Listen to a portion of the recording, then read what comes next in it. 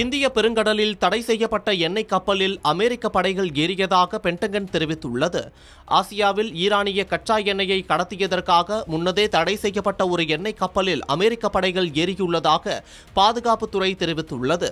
இந்திய பெருங்கடலில் ஈரானிய கச்சா எண்ணெயை கடத்தியதற்காக முன்னதே தடை செய்யப்பட்ட ஒரு எண்ணெய் கப்பலில் அமெரிக்க படைகள் ஏறியுள்ளதாக அந்நாட்டு பாதுகாப்புத்துறை தெரிவித்தது. கூடவே அமெரிக்க படைகள் பார்வையிடுவதற்கான உரிமையின் பேரில் கடல்வழி தடையை மேற்கொண்டதாகவும் எம்டி டிஃபானி கப்பலில் எந்த ஒரு அசம்பாவிதமும் இன்றி ஏறியதாகவும் சமூக ஊடகங்களில் வெளியான பதிவை பென்டகன் உறுதிப்படுத்தியுள்ளது.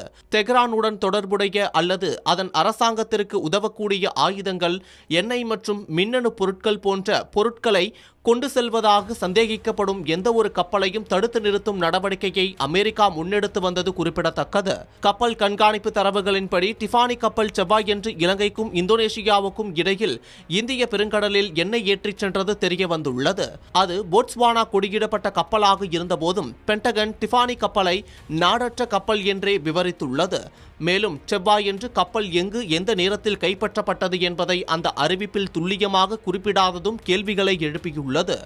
ஈரானுடனான போரில் சட்டவிரோத வலையமைப்புகளை சீர்குலைக்கவும், ஈரானுக்கு பொருள்சார் ஆதரவை வழங்கும் தடை செய்யப்பட்ட கப்பல்களை எங்கு செயல்பட்டாலும் அவற்றை இடைமறிக்கவும் உலகளாவிய கடல்சார் அமலாக்க முயற்சிகளை நாங்கள் தொடர்வோம் முன்னதாக ட்ரம்ப் கூறியிருந்ததை பென்டகன் மீண்டும் தெரிவித்துள்ளது. கூடவே ஈரானிய கொடியிடப்பட்ட எந்த ஒரு கப்பலையும் அல்லது ஈரானுக்கு பொருள்சார் ஆதரவை வழங்கும் முயற்சிக்கும் எந்த ஒரு கப்பலையும் தீவிரமாக பின்தொடரும் என்று அமெரிக்க கூட்டுப்படை தலைவர்களின் ஜெனரல் டான் கெய்ன் கூறியிருந்ததும் குறிப்பிடத்தக்கது.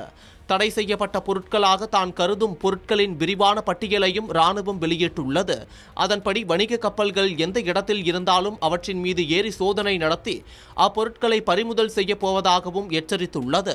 அமெரிக்காவின் இத்தகைய நடவடிக்கைகள் ஈரானுடனான போர் நிறுத்தத்திற்கு வழிவகை செய்யாது, மாற்றாக போரை இன்னும் உச்ச நிலைக்கு கொண்டு செல்லும் என்றே நிபுணர்கள் எச்சரிக்கின்றனர்.